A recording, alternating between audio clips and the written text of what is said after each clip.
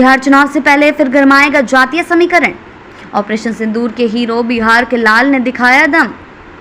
कांग्रेस का डिजिटल दाव QR code के से टिकट के लिए करे आवेदन। तेजस्वी यादव का पाकिस्तान पर हमला, कहा अपनी औकात में रहे आतंकवाद को जड़ से मिटाना होगा। शहीद मोहम्मद इम्तियाज को दी गई अंतिम विदाई, बेटे ने कहा आई प्राउड ऑफ यू पापा। बढ़ते हैं खबरों की ओर विस्तार से। बिहार चुनाव से पहले फिर गरमाएगा जातीय समीकरण। जी हां, बिहार में 2025 विधानसभा चुनाव से पहले एक बार फिर जाति बन रही है सबसे बड़ा मुद्दा। राजद ने शुरू की सामाजिक न्याय की चर्चाएं तो बीजेपी भी पीछे नहीं। विधानसभा भर जातिगत सम्मेलनों की तैयारियों पर जोर है। हर जाति को साधने की नई रणनीति तैयार हो चुकी है। गौरैया बाप से लेकर बाबा साहेब अम्बेडकर तक हर समाज के महापुरुषों के नाम पर होंगे सम्मेलन। हर विधानसभा में होंगे 4 से 5 सम्मेलन और मकसद है सिर्फ एक, वोट बैंक को पक्का करना। बढ़ते हैं अगली खबर की ओर। ऑपरेशन सिंदूर के हीरो बिहार के लाल ने दिखाया दम। जी हां, बिहार अफसर की जबरदस्त रणनीति थी। जी हां, हम बात कर रहे हैं एयर मार्शल अवधेश कुमार भारती की, जो बिहार के पुणे जिले से ताल्लुक रखते हैं। 1987 में इंडियन एयरफोर्स में कमीशन हुए भारती को स्वॉर्ड ऑफ ऑनर जैसे सर्वोच्च सैन्य सम्मान मिल चुके हैं। उन्होंने न सिर्फ फ्रंटलाइन फाइटर बेस की कमान संभाली ऑपरेशन सिंदूर में, बल्कि ऑपरेशन सिंदूर के तहत पाकिस्तान के भीतर घुसकर हवाई हमलों की पूरी रणनीति भी बनाई और उसे अंजाम तक पहुंचाया। बढ़ते हैं अगली खबर की। कांग्रेस का डिजिटल दाव क्यूआर कोड से टिकट के लिए करे आवेदन। जी हां, बिहार चुनाव को लेकर कांग्रेस ने उम्मीदवार चयन में पारदर्शिता के लिए तकनीक का सहारा लिया है। पार्टी ने टिकट के लिए एक खास क्यूआर कोड जारी किया है। इच्छुक उम्मीदवार इसे स्कैन कर डिजिटल फॉर्म भर सकेंगे। फॉर्म में रिपोर्ट, झंडा अभियान की फोटो, महिला समितियों की लिस्ट और सोशल मीडिया फॉलोअर्स जैसी जानकारियां देना अनिवार्य होगा। बढ़ते हैं अगली खबर की ओर। तेजस्वी यादव का पाकिस्तान पर हमला, कहा अपनी औकात में रहे आतंकवाद को जड़ से मिटाना होगा। जी हां, तेजस्वी यादव ने पाकिस्तान पर तीखा हमला बोला है। उन्होंने कहा है कि आतंकवाद को जड़ से मिटाना जरूरी है और पाकिस्तान को अपनी औकात में रहना चाहिए। पटना में मीडिया से बातचीत में तेजस्वी ने भारतीय सेना पर पूरा भरोसा जताया और कहा कि हमारी सेना हर बार अपना फर्ज निभाती है। अगली खबर की ओर। शहीद मोहम्मद इम्तियाज को दी गई अंतिम विदाई, बेटे ने कहा आई प्राउड ऑफ यू पापा। जी हां, सारण के शहीद बीएसएफ जवान मोहम्मद इम्तियाज को सोमवार को पूरे सम्मान के साथ सुपुर्द ए खाक किया गया।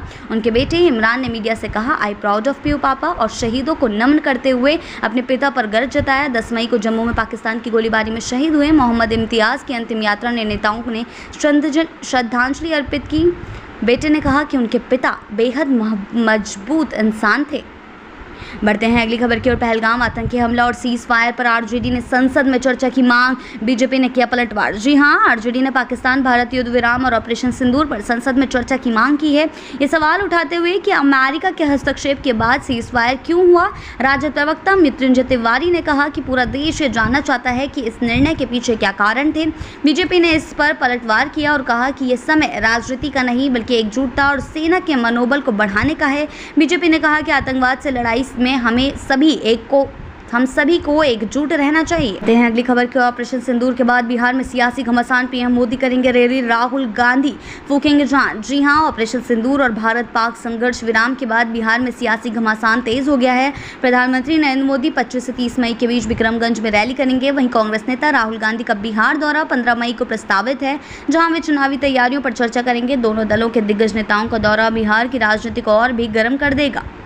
बढ़ते हैं अगली खबर की ओर। घायलों की मदद के लिए तेजस्वी यादव ने रोका काफिला, सड़क पर दिखा नेता प्रतिपक्ष का मानवीय चेहरा। जी हां, बिहार में नेता प्रतिपक्ष तेजस्वी यादव का मानवीय चेहरा देखने को मिला। रविवार शाम पटना बख्तियारपुर 4 लाइन पर सड़क हादसे में घायल मां बेटे की मदद के लिए उन्होंने अपना काफिला रोका। तेजस्वी ने सुरक्षा कर्मियों को घायल को अस्पताल भेजने का आदेश दिया और स्थानीय विधायक को उनकी देखरेख का जिम्मा सौंपा। इस दौरान तेजस्वी ने सोशल मीडिया पर भी दुर्घटना में घायल लोगों की मदद करने की अपील की। बढ़ते हैं अगली खबर की ओर। बिहार चुनाव में क्या मुद्दा बनेगा cease fire, Bharat Pak tension का क्या होगा असर, जानिए मोदी सरकार का प्लान। जी हां, भारत और पाकिस्तान के बीच हालिया सीज फायर के बाद बिहार चुनाव में राजनीतिक माहौल गर्मा गया है। विपक्ष इस मुद्दे को मोदी सरकार के खिलाफ एक हथियार के रूप में इस्तेमाल करने की तैयारी में है। आरोप लगाए जा रहे हैं कि अमेरिका के दबाव में सरकार सीज फायर के लिए राजी हुई। राजनीतिक समीकरण में बदलाव और बिहार चुनाव के मद्देनजर यह मुद्दा विपक्ष के लिए फायदेमंद साबित हो सकता है।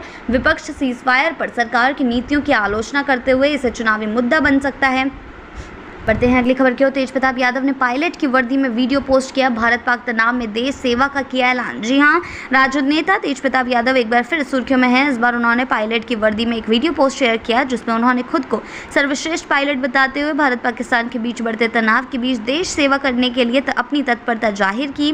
तेज प्रताप ने सोशल मीडिया पर यह वीडियो साझा करते हुए कहा कि जो हवाई जहाज उड़ाता है उसे अदृश्य में विश्वास करना चाहिए और उन्होंने प्रधानमंत्री से देश सेवा का अवसर देने की अपील की। वीडियो को लेकर सोशल मीडिया पर मिली जुली प्रतिक्रियाएं आ रही हैं। कुछ ने उनकी देशभक्ति की सराहना की तो कुछ ने इसे पब्लिसिटी स्टंट कहा। अगली खबर की ओर। ऑपरेशन सिंदूर। बिहार के एयर मार्शल ए.के. भारती ने पाकिस्तान को रामचरितमानस की चौपाई सुनाई। जी हां, बिहार के पुणे जिले के रहने वाले एयर मार्शल अवधेश कुमार भारती, जिन्हें एयर मार्शल ए.के. भारती के नाम से भी जाना जाता है, इस वक्त ऑपरेशन सिंदूर में अपनी अहम भूमिका निभा रहे हैं। इस ऑपरेशन के दौरान उन्होंने पाकिस्तान के लिए हवाई हमलों की योजना बनाई और उन्हें सफलतापूर्वक अंजाम दिया। प्रेस कॉन्फ्रेंस में उन्होंने रामचरितमानस की मशहूर चौपाई विनय न मानत जल्द ही जड़ सुनाई और पाकिस्तान को एक स्पष्ट संदेश दिया। ए.के. भारती का करियर शानदार रहा और वे वायुसेना के प्रमुख ऑपरेशन योजनाकारों में से एक माने जाते हैं। बढ़ते हैं अगली खबर की ओर। खेलो इंडिया यूथ गेम्स। बिहार में खेलों का नया चेहरा, खिलाड़ियों ने की तारीफ। खेलो इंडिया यूथ गेम्स 2025 का आयोजन बिहार के 5 प्रमुख शहरों में हो रहा है जिसमें राजगीर, पटना, नालंदा, गया, भागलपुर और बेगूसराय शामिल हैं।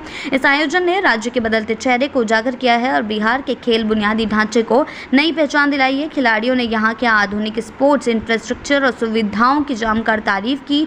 मणिपुर और कर्नाटक के हॉकी खिलाड़ियों ने बिहार के राजगीर में मिल रही उच्चतम स्तर की सुविधाओं को सराहा और इसे अपने अनुभव का एक बेहतरीन हिस्सा बताया।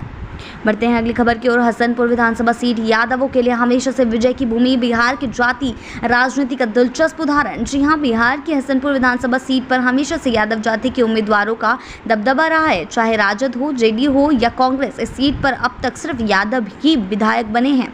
जी हां, हसनपुर ने जातीय राजनीति का दिलचस्प उदाहरण पेश किया है। यहां तक कि पिछले विधानसभा चुनाव 2020 में भी तेज प्रताप यादव ने जीत हासिल की। इस सीट पर यादव उम्मीदवारों की जीत ने बिहार की राजनीति में जाति आधारित समीकरणों को साबित किया है।